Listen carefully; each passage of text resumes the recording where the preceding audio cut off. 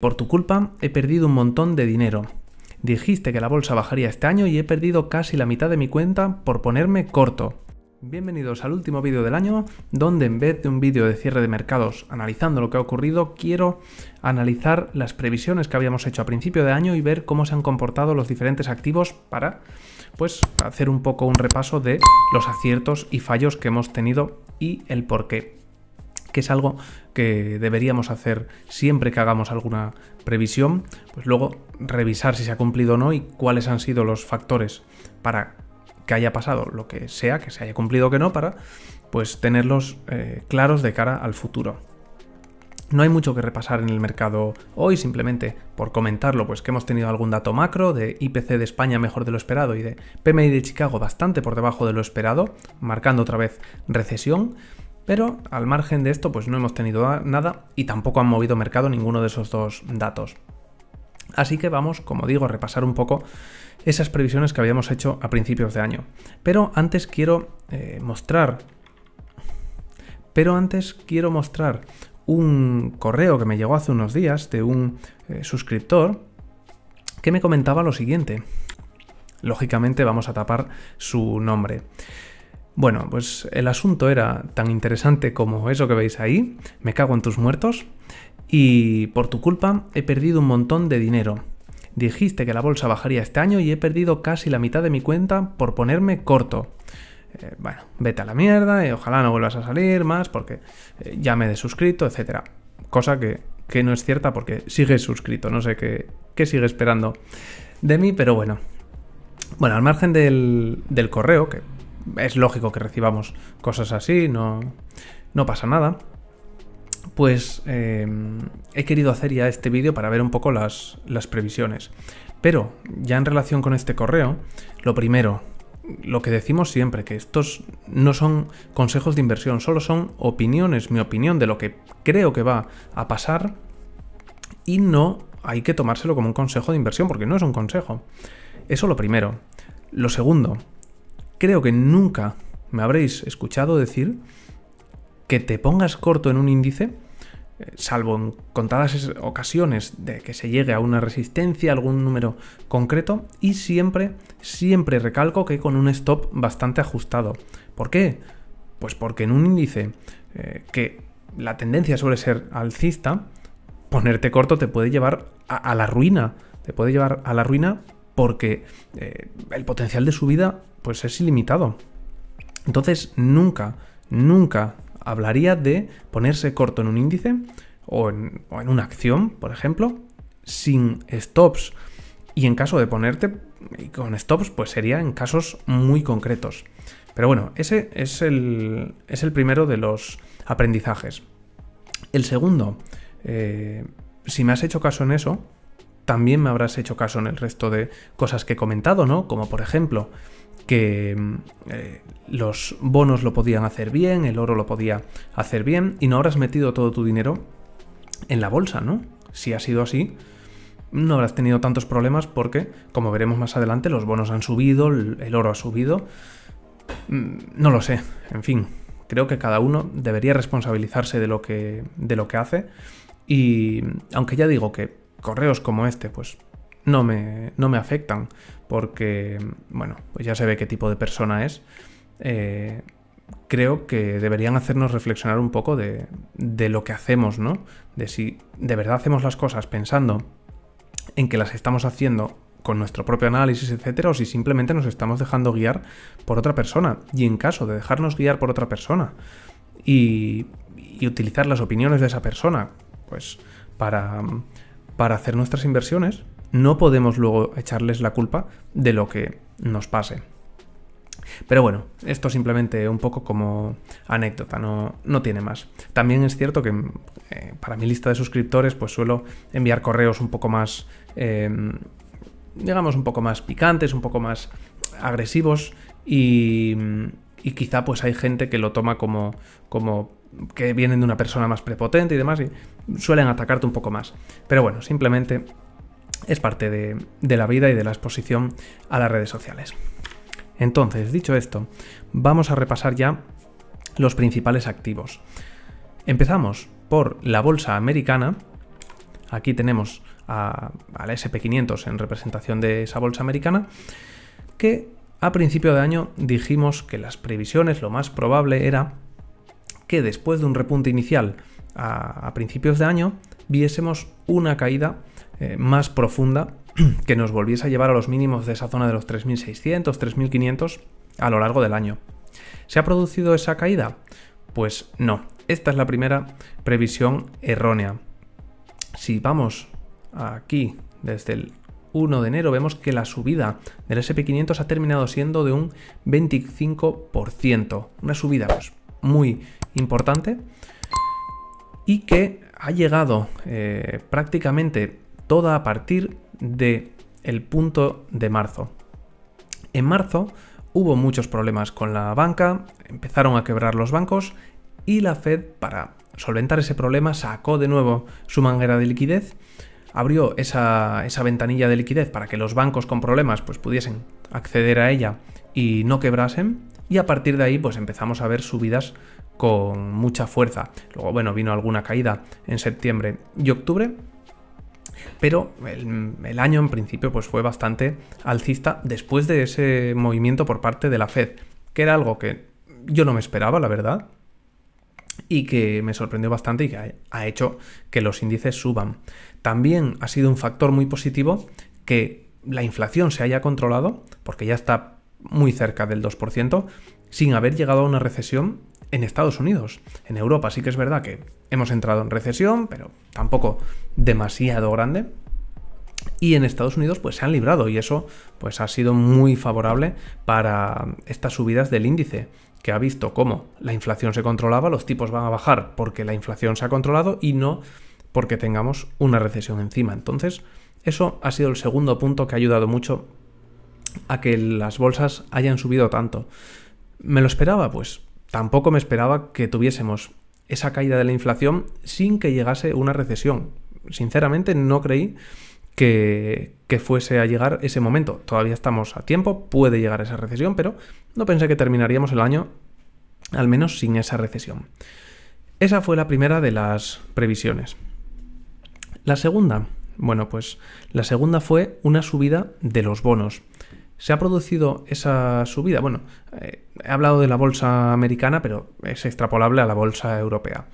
Más o menos ha sido un año muy parecido. Como decía, los bonos. ¿La previsión cuál era? Pues tener una fuerte subida también de los bonos durante este año, porque los tipos empezasen a bajar o porque ya se vislumbrase que los tipos iban a bajar. Y esta sí que más o menos ha funcionado bastante bien. Si nos vamos aquí para medir, bueno, mejor lo medimos en la parte de las rentabilidades, pues más o menos hemos tenido una caída de la rentabilidad, es una subida de los precios de un 6, un 7%. Puede parecer poco, pero para quien no compró toda su parte de bonos directamente en enero, sino que pues ya había comprado algo un poco antes, en octubre más o menos, o para la gente que fue comprando, como es mi caso, viendo que las rentabilidades seguían subiendo, pues siguió comprando en esas zonas y sobre todo compró mucho en ese 4,5% y en el 5%, que eran niveles difíciles de pasar, pues ha tenido una revalorización muy importante. En mi caso, por ejemplo, la cartera de bonos europeos, de hecho mi compra han sido en fondos que compran bonos, bueno, pues mi revalorización ha sido de más o menos un 15% durante este año en los europeos. Creo que no está nada mal y que la verdad, si alguien ha hecho algo parecido, pues ha obtenido una rentabilidad muy buena con un producto que tiene bastante menos volatilidad que las bolsas y ha conseguido un buen rendimiento con muy poco riesgo, que es de lo que se trata, ¿no? Al final, de no arriesgar mucho. ¿Con la bolsa hubieses conseguido más rendimiento? Pues sí, pero también te arriesgabas a una caída mucho mayor, cuando en los bonos, pues más o menos esa caída estaba controlada y sabes que no van a llegar más de ese 4,5%, 5% incluso que hemos llegado. Entonces, para mí ha sido quizá el acierto del año. Me esperaba más bien un 4,5% más que un 5%. Y sí que ha habido momentos en los que he dudado un poco de si se iba a mantener mucho tiempo en ese 5%, ¿no? O si iba simplemente a tocar y caer con fuerza.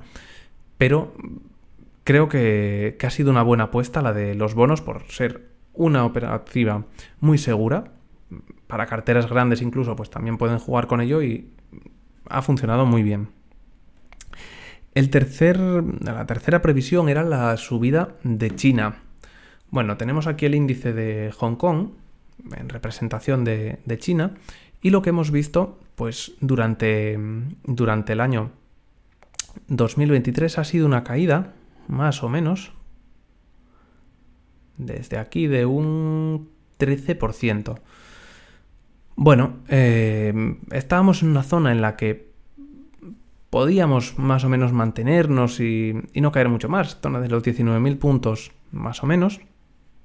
Y sí que es verdad que hemos caído un poco más, pero creo que con el potencial alcista que tiene la bolsa china, sí que es cierto que pues lleva bastante tiempo sin arrancar y parece que se le van acumulando los problemas, pero teniendo en cuenta el potencial alcista que tenemos y que no es lo mismo invertir en una bolsa en máximos como la de Estados Unidos, que puede llegar a una recesión y caer un 20, un 30%, comprar una bolsa que ya está bastante barata, pues te puede dar una relación de riesgo-beneficio muy muy buena y te puede dar muy buenas alegrías. Es verdad que durante 2023 pues, no ha terminado de arrancar, incluso ha seguido cayendo, pero estás comprando algo que ya está barato y que salvo que haya problemas importantes como puede ser una invasión de Taiwán o algo de ese estilo, pues tiene mucho potencial alcista para los próximos meses o para los próximos años. No ha llegado en 2023, pero probablemente sí que llegue en 2024. Creo que aunque ha sido una apuesta fallida, puede funcionar muy bien de cara todavía al año que viene. Por ejemplo, bolsa americana.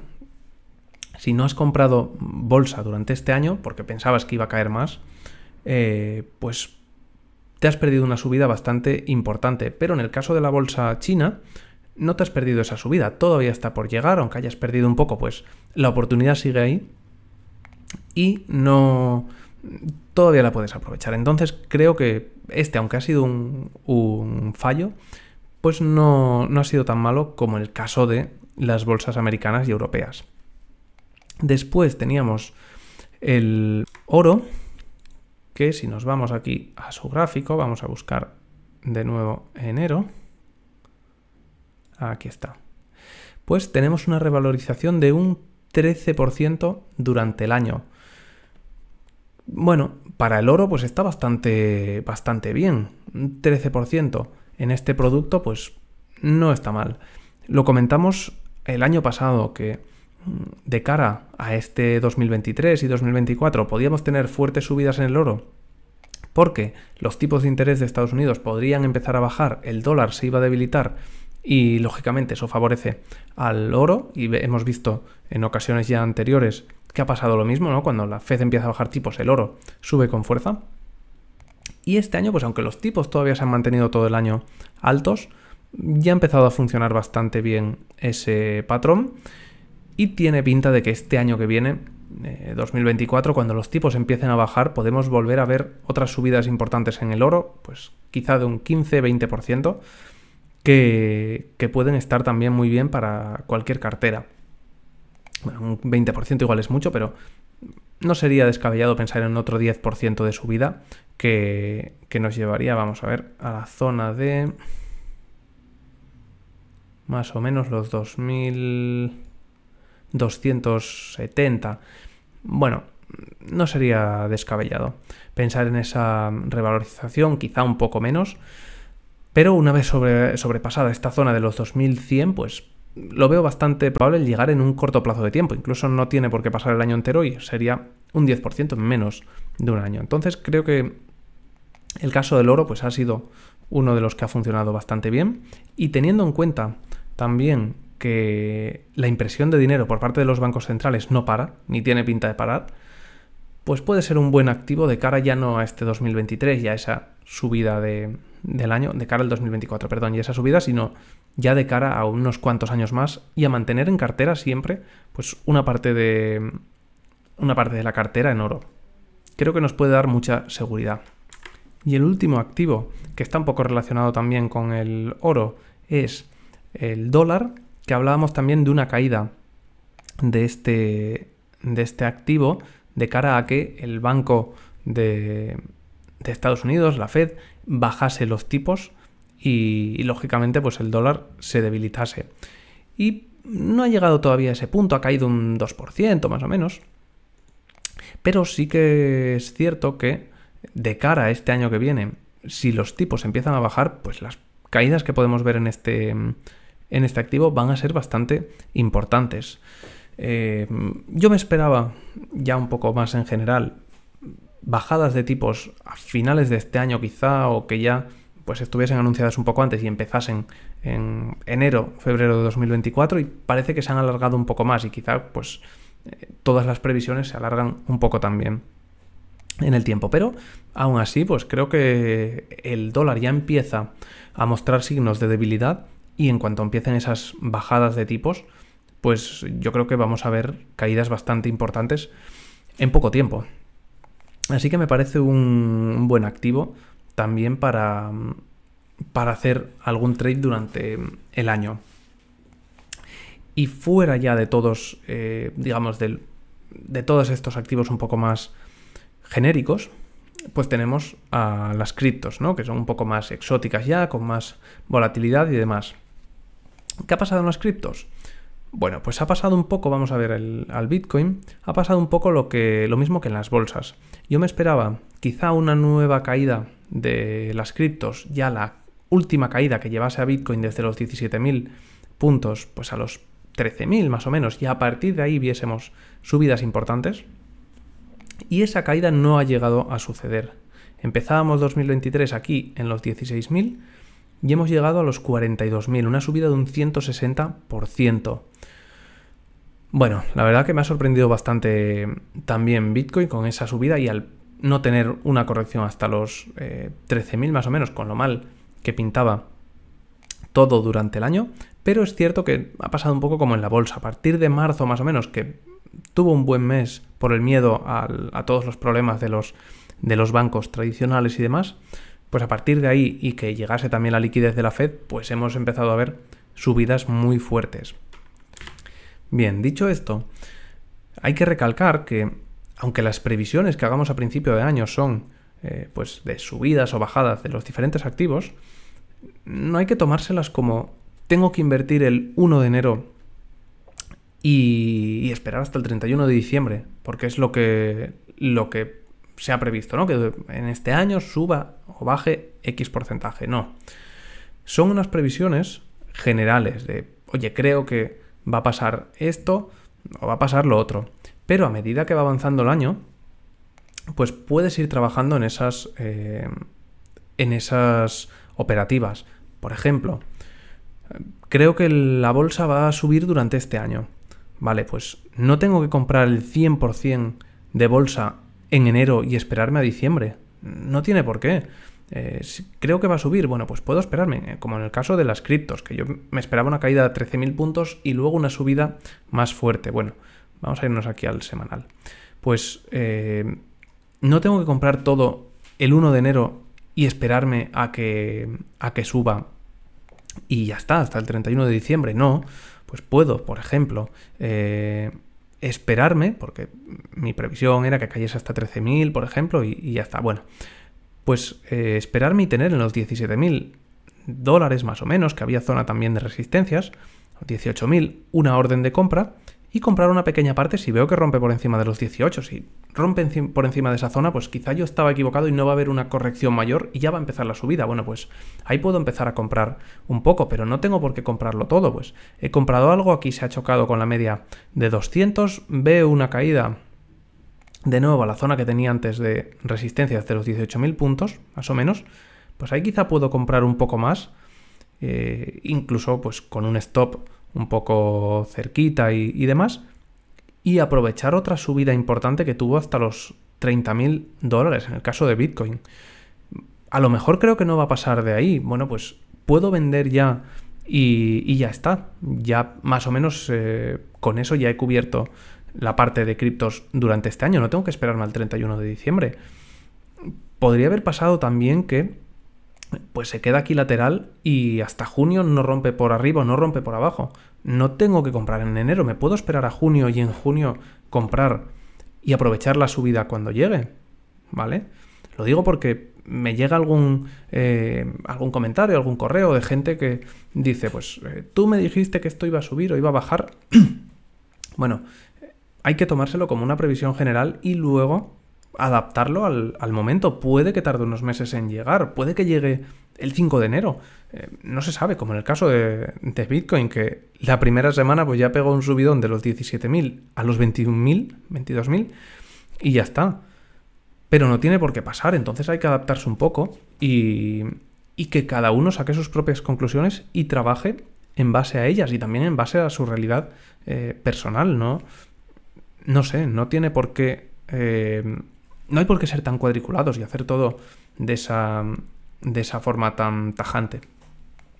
Bueno, nada más, que no quiero extenderme mucho, ya llevo 20 minutos de vídeo y simplemente pues quería comentar un poco eso, comentar también las previsiones, que como todos me equivoco, lógicamente, y ya por mencionar una última vez al correo que me ha llegado, pues simplemente deciros que no seáis así, que no echéis la culpa a los demás de cosas que en parte son culpa vuestra, ¿no? Porque quizá no habéis entendido bien el mensaje, quizá no lo he explicado yo bien, pero bueno, yo creo que no merece la pena, ¿no?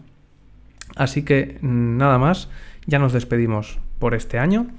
Desearte un feliz 2024 y que espero que sea mucho mejor que este año, que yo voy a venir también con más ganas, intentaré hacer mucho más contenido y que espero que tú también estés ahí para verlo. Un saludo.